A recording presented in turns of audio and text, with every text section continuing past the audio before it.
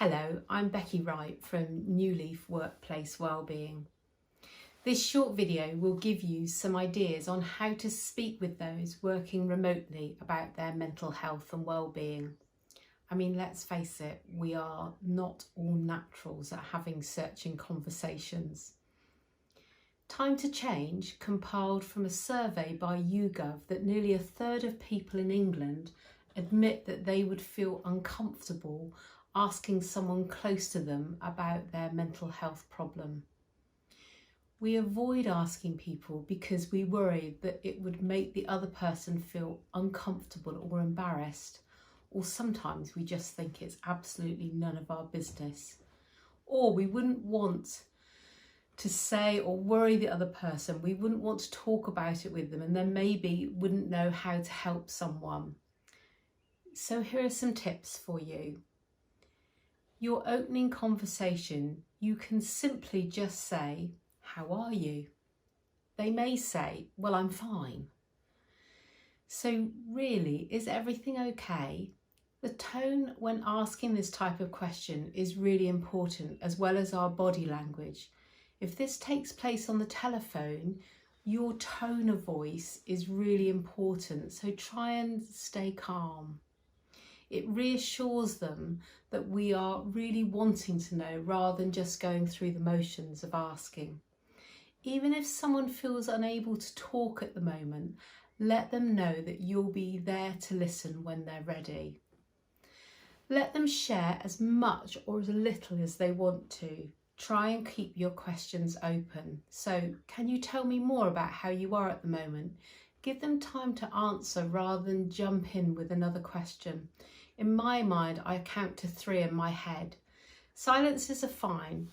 Try to keep your mind focused on what you have asked rather than thinking up the answers. This gives them time to elaborate further if they need to. It also shows that you are thinking about what they are saying, which is hopefully going to give them confidence to keep talking.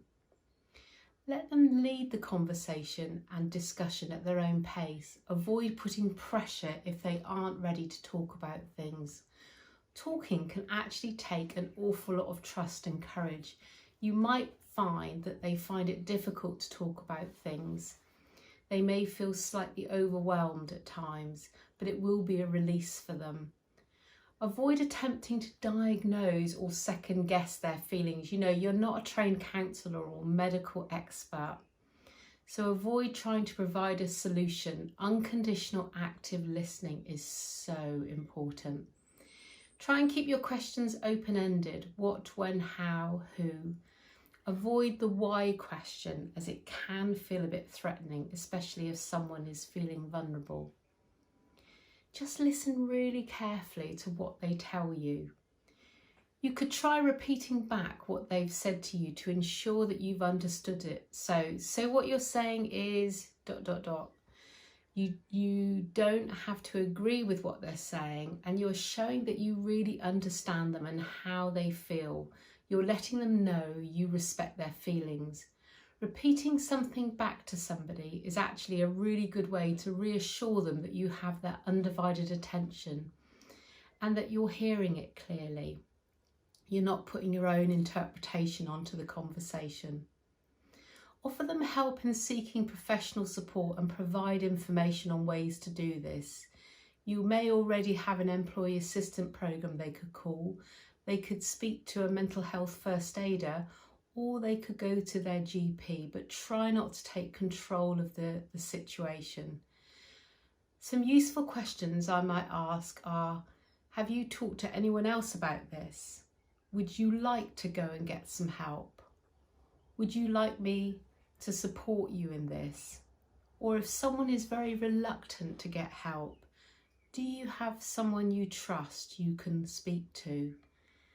If it helps, maybe you can talk to me. Just be attentive, try and listen without interrupting too much. Sometimes you could be lost for the right words and won't know what to say, to be honest.